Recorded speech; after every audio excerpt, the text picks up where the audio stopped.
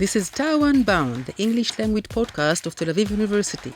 Please welcome your host, Aharoni, Tel Aviv University's graduate, member of the Board of Governors, lecturer, writer, and veteran diplomat. Welcome to TAU Unbound. I'm Aharoni, your host, and today it is my distinct pleasure to host Professor Hanni Lerner. Hello. Thank you for joining us. Hanni Lerner is the head of the School for Political Science, Government, and International Relations, and her office is in the legendary Naftali building, which I had the pleasure of attending in the early 1980s. It's good to see you again. Good to be here. You're a longstanding friend, and I don't know how you do this, but when I first met you 20 years ago, you still look exactly the same. Why I am completely different today, lost my hair, and I'm overall declined, but it's good to see you. You also look the same. I know, I was fishing for a compliment. These are interesting days today, and your specialty, and as a political scientist, is, of course, the history of constitutions, and you are engaged in comparative research, comparing one culture from another, political science from another, and it's always fascinating to discuss, and especially now when we have this constitutional crisis in Israel. But before we talk about what's happening today, I'd like to begin the conversation with a little bit about yourself. Tell us about your background, and how did you end up becoming an expert on constitutions? Well, thank you for the question. I'm a graduate of Tel Aviv University. Actually, I started studying, I graduated from the Faculty of Humanities. I have a BA in History and Philosophy and a master's degree in Philosophy. But I became interested in sort of political philosophy, and then moved to New York, got my PhD in political science, started actually from the political theory side of the discipline, and then kind of moved towards comparative politics. My PhD dissertation was on constitution making in deeply divided societies. And that's when we met. It was Right, almost when 20 I years was, ago, and this was during my first my first posting in New York as a diplomat, and Right. you were getting your PhD at Columbia. Right, So when I moved to New York. which societies did you study in your PhD? So I wanted to compare Israel to similar cases of countries that addressed or tried to write their constitution while in the context of deep disagreement between different factions in society over identity issues, over central sort of identity questions. Back then, it was in the early 20s, the field of constitution making was very much concentrated on the issues of democracy, institutions. And I remember taking a class with two leading professors, leading researchers in the area of constitutions and constitution making. And they, most of their examples focused on either the US or Western Europe. And the main sort of idea or concept was that the moment of constitution making is the moment in which the people, kind of decides over the basic rules of the democratic game. And then I remember I raised my hand and asked, but what happens if the people do not agree, if societies are divided over serious, issues such as religion and state or ethnic or national identity? And these famous professors said, oh, no, constitutions, it's not about identity. We didn't think about these issues. And then I realized, okay, someone needs to write the book, and that was When you was say the project. So when you say identity, if you can further explain what you mean by that, because I'm not sure all of our listeners, will understand that. So some countries are. I mean, it's actually a debatable question among researchers, but one could look at the different countries around the world and divide them into two separate groups. One is countries where there's more or less kind of what researchers called overlapping consensus, more or less sort of basic understanding of about the basic values and norms that should underpin state policies. And then there are countries that are divided between different identity groups where it's difficult to move or transfer between these groups. So, for example, countries that are divided between different religious groups, between different ethnic groups, between different Let's say linguistic groups. India, for India, example. for example, exactly. So the cases that I studied were India. Later on, after finishing my initial sort of dissertation project, I moved on to other countries such as Turkey, Indonesia, Sri Lanka. The first book compared Israel, India, and Ireland. So Ireland wrote their first constitution in 1922, right after the Civil War. So Ireland was also a divided country back then. So these are the different, the sort of more, much more extreme and sort of bloody conflicts rather than, Right. ideological or political conflicts that we are familiar with in the Western world. Yeah. So, for the benefit of our listeners that don't know what's happening today in Israel, but we are in the midst of a fierce battle over the future of the Israeli system. And what the government is referring to a legitimate reform, a structural reform, is being viewed by, I would say, a solid majority of Israelis, including people that voted for this coalition, as an illegitimate attempt to try and change Israel's DNA. And that highlights the fact that Israel has no constitution and Israel has no separation between religion and state. And the question is to you, Professor Lerner, why is that? Why Israel doesn't have a constitution? Why did we separate church and state like the Americans did earlier in history?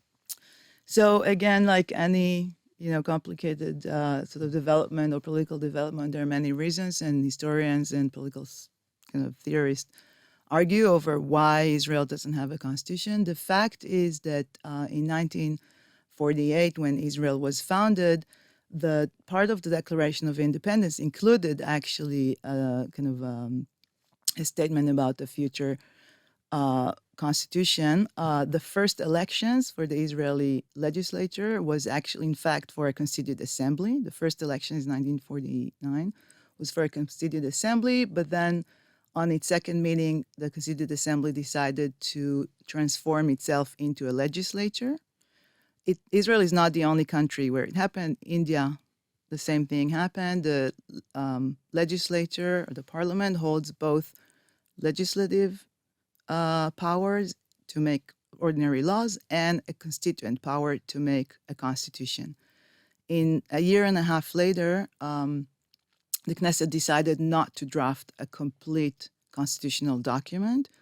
Ben-Gurion, the first prime minister, was the main objector to this idea of drafting a constitution. Actually, Menachem Begin, the head of the Cherut party, was the a fierce supporter of the idea of drafting a constitution, including a comprehensive Bill of Rights. Why Ben-Gurion objected the idea of the constitution? There are many reasons.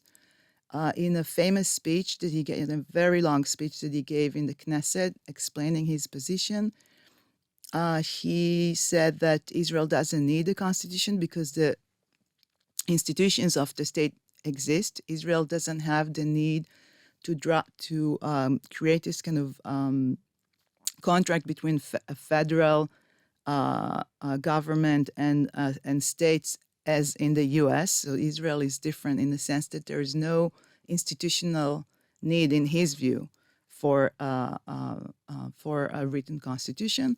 He also didn't want to limit the executive. He thought that it would be a waste of time to argue about values and about principles when their most urgent need at that time was to bring Jewish immigrants into the country, to build the country, and to focus on sort of putting facts on the ground in terms of creating the Jewish state.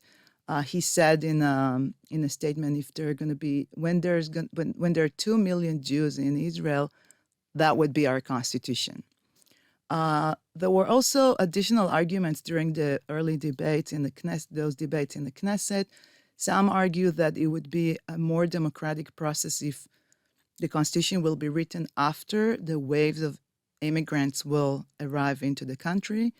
At that time, 1948, most of the sort of future citizens of the country were outside of Israel. So the idea was to bring them in and then argue and debate and draft a constitution that sort of fits or represents the norms of the. Well, I'm sorry. Sorry, no, just one last issue is the debate over the place of religion and what does it mean to have a Jewish state. I think that the leadership at that time did not want to sort of entrench a secular or too religious sort of principles into the constitution in order to not prevent the immigration of Jewish sort of diaspora from all over the world. They didn't want to, create some kind of opposition from the secular side or from the religious side. So left things sort of open, and also they believed that in the future it would be easier to agree on these kind of liberal principles, secular principles.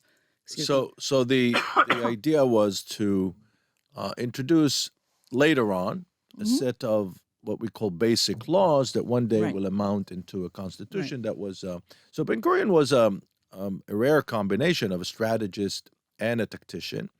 And usually he was a brilliant strategist, but I think that here, I think he misread and maybe, you tell me, what do you think? Maybe the fact that, and again, I'm not an expert on the psychology of leadership, but maybe that generation of Jewish leaders that all came from very Orthodox family, yet did not observe Jewish Orthodox religious practice. Although I must say that at least on the socialist part, and maybe also on the revisionist part, but mostly on the socialist part, they were deploying the same religious fervor of Orthodox people, like Ade Gordon with the religion of labor. And Ben-Gurion also had this fervor that is characteristic of very religious people, although his religion was different. Question is, if they had a soft spot in their heart for Jewish orthodoxy, and that's the reason why they did not want to confront them back in the day. I don't know if it was a soft spot or maybe it was a strategic move. There was no question about the Jewish identity of the state, so there was no need to sort of entrench it in a formal document. I think also Ben-Gurion was kind of, part of, his generation of leaders, post-World War II kind of leaders of the new countries that were founded in Asia and such as Israel or India, or in North Africa, such as Algeria. These countries were founded by leaders who were secular, socialist, and had a vision about the future of their country. They did not imagine the rise of religious sort of politics, in the decades that followed the independence in their countries. Back then, in the sort of late 40s, early 50s, the idea of modernism was the main kind of consensus. Nehru in India and other leaders in the region founded their countries on the basis of secular, socialist, liberal ideas. They did not think that these will be so divisive and so conflicted, 50 years later. And that was part of the moment of global optimism following the end of the war and the establishment of the United Nations. And in fact, Israel's proclamation of independence is making reference to the United Nations Charter, which is very unusual. Today, it would never happen, of course. And then maybe that explains the affinity or the connection that Ben-Gurion felt to Turkey's Mustafa Kemal Ataturk. And so what have you learned about Turkey? I'm very fascinated about that case. So Turkey, as opposed to Israel, did not establish a democratic system. The main difference between countries like Israel and India is that despite the divisions that are kind of characterize their societies, they did manage to create democratic institutions. In in Turkey, the political system was never fully democratic. The first constitution, Ataturk's revolution and first constitution was written in 1924. The first sort of 10 years were characterized by a very, very kind of top-down revolution of very harsh process of secularization. He was influenced actually by the Bolshevik kind of revolution, tried to promote development and push forward the sort of economy of the country, but not through democratic or liberal means, as opposed to India, for example. Then, only in 1945, Turkey became adopted sort of a multi-party system and had their first elections.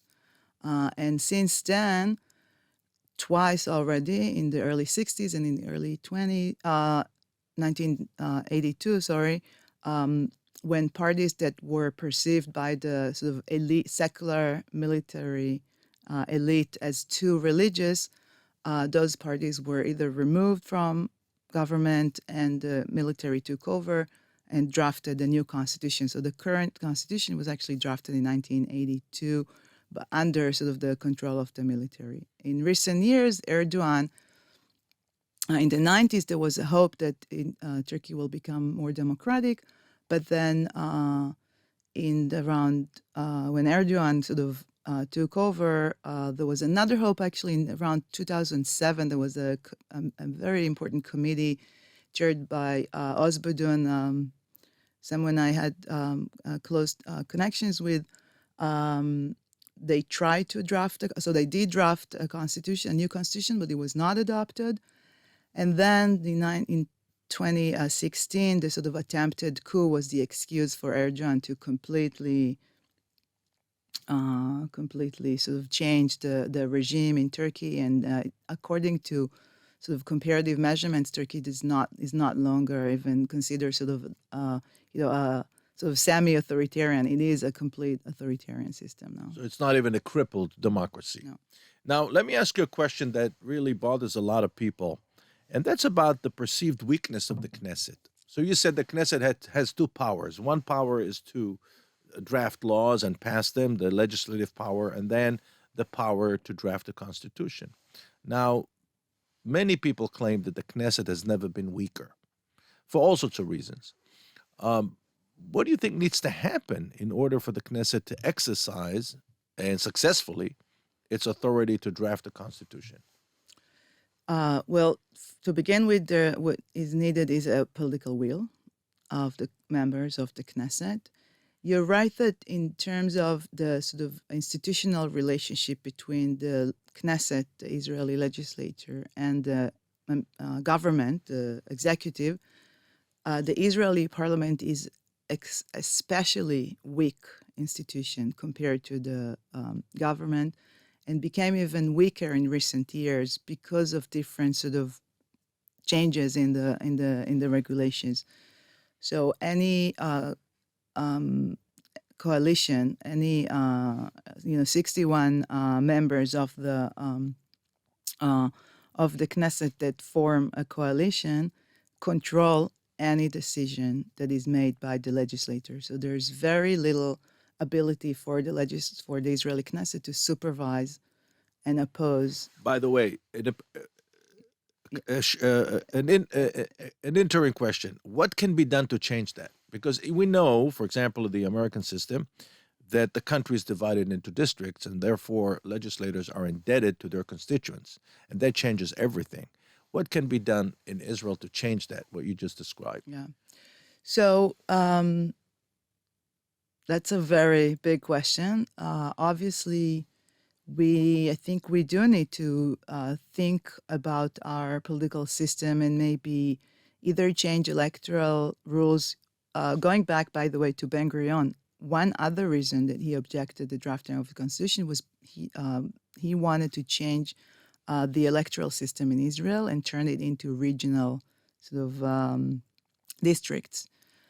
He thought that the current sort of the electoral system that is based on party system with one district, the entire country is one electoral district, is not a good idea. He very much liked the British system that also doesn't have a written constitution, but has kind of a informal kind of collection of constitutional principles. What needs to be done, it would be an ideal if an constituent assembly would have been elected and rethink, our political system and draft the constitution. Whether it's a realistic project, I'm not sure. Let me ask you, what are the processes that brought us to this point, socially and politically? We are facing the worst constitutional crisis in Israel's history, and we don't even have a constitution. So, I mean, it's really crazy what's happening, right? Israel's democracy is being challenged from within.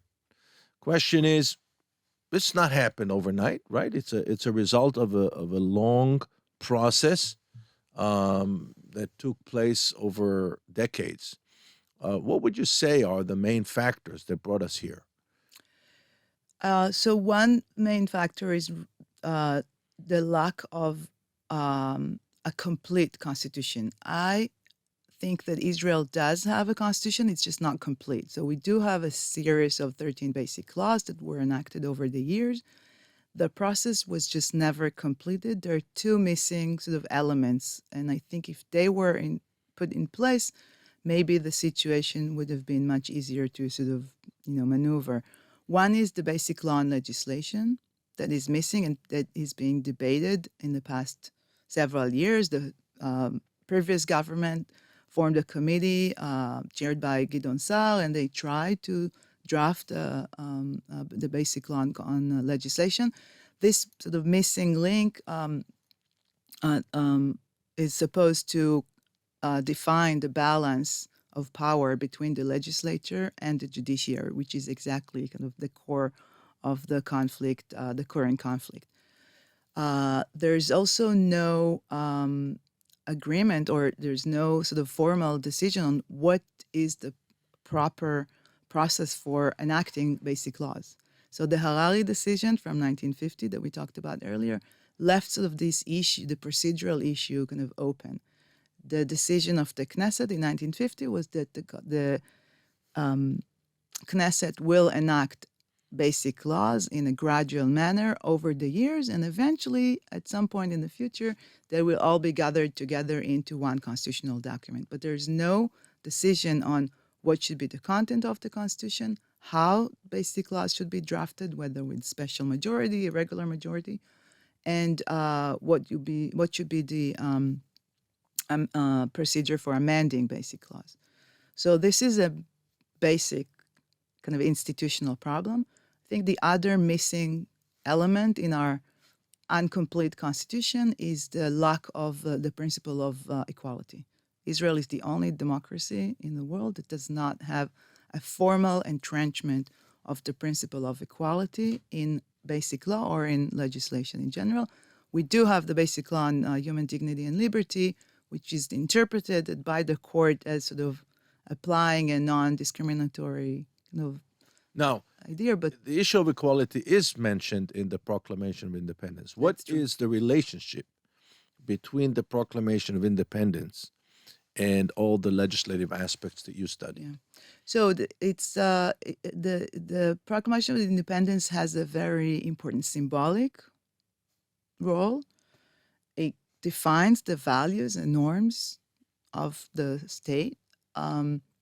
It is also often cited in Supreme Court decisions, and it kind of inspires and influences informally legislation and Supreme Court and court decisions, but it does not have a formal obligatory kind of role. So it's not a law. And would it be possible? Are there any historical precedents of countries that were able to form or draft a constitution, agree on a constitution after such a rift in society and politics? It's a question I get I get a lot in recent days. There are many cases of democratic countries that try to draft their constitution that succeeded draft their constitution.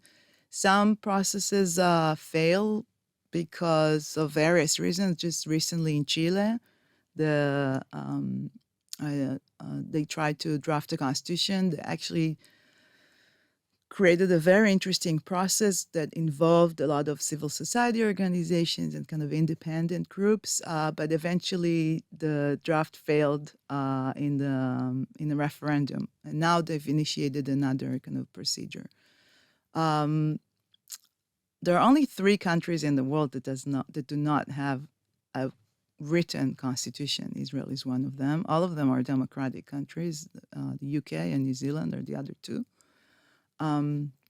So yeah, countries do write and change and amend their constitution. But in their cases, I'm not familiar with the system in New Zealand, but I'm somewhat familiar with the system in the UK, and I know that there are other checks and balances which we don't have. And you specifically mentioned the weakness of the Israeli Knesset, the legislator, which is a big deficiency in the design of the Israeli political system.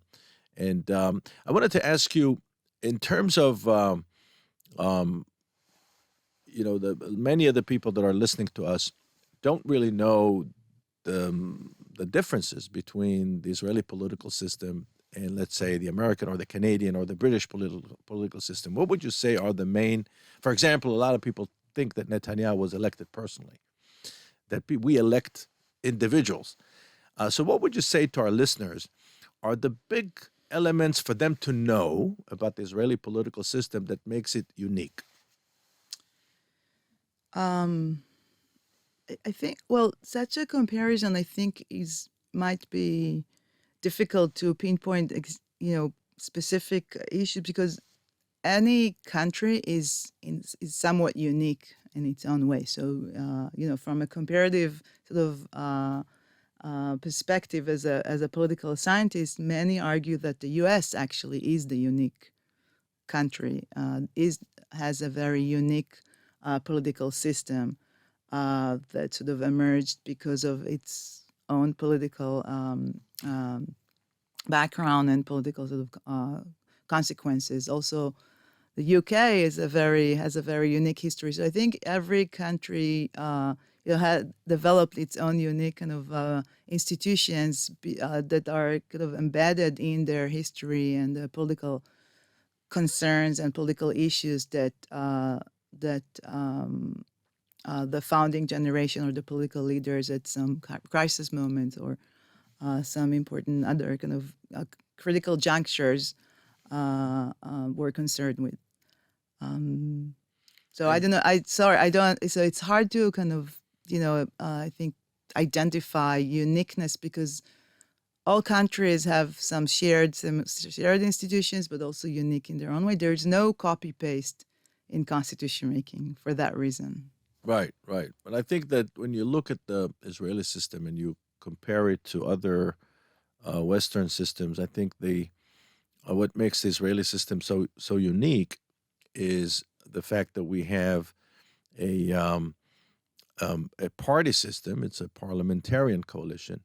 The coalition is a process between parties and not between individuals. That's true. Yet the perception is that the individuals are actually being elected. And that, I think, creates a confusion in the world. People really don't understand the Israeli political system because of it. And I get a lot of questions about that. Yeah. That's part of the sort of privatization of politics that I think happened in Israel in recent years. And again, here, Israel, I don't think is totally unique. It's part of the kind of a trend. The rise of populist leaders and the idea of sort of personalization of politics that was to some extent influenced by the American kind of political culture. Well, we Professor Lerner, we're running out of time. I just wanted to ask you one last question, which I think is of interest to our audience.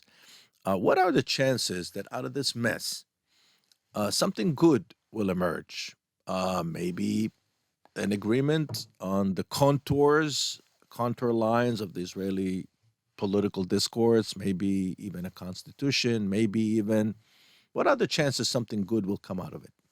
I think already something good is coming out of it. I actually am a little bit optimistic about the kind of, cautious optimistic.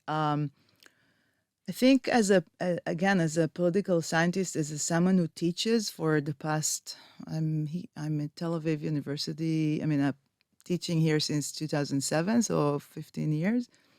For the first time, I feel that there's some kind of a civics class across the country. The number of invitations and for lectures that I give lectures in high-tech companies, in schools, in youth movements. There's a great interest in the public in issues that we are dealing with and teaching in our classes. What is democracy? What is the difference between basic laws and ordinary laws? Suddenly, I think there's growing awareness for these political, very important issues, and I think we're going through some kind of transformation and education process of the Israeli public, which turns passive citizens into active citizens, and I think this is a very healthy and important process for sort of the vitality of democracy in Israel. Wow. So what you're saying is actually pretty dramatic. What you're saying is that we're looking at the ascendance of a new political camp, the pro-democracy camp. And it may not be a party, but certainly a political mindset. Yeah, and I think also so far, no damage has been made. So far what we are witnessing is a very active and very vital democratic society.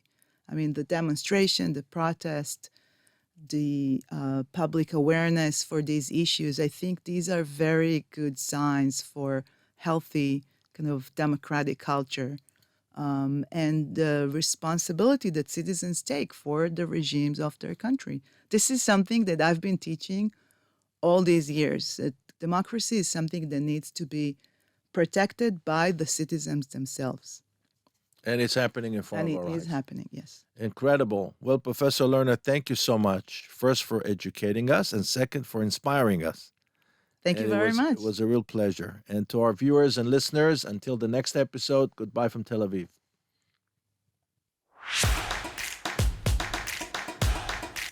This is TAU Unbound, the English language podcast of Tel Aviv University. Please welcome your host, Aharoni, Tel Aviv University's graduate, member of the Board of Governors, lecturer, writer, and veteran diplomat.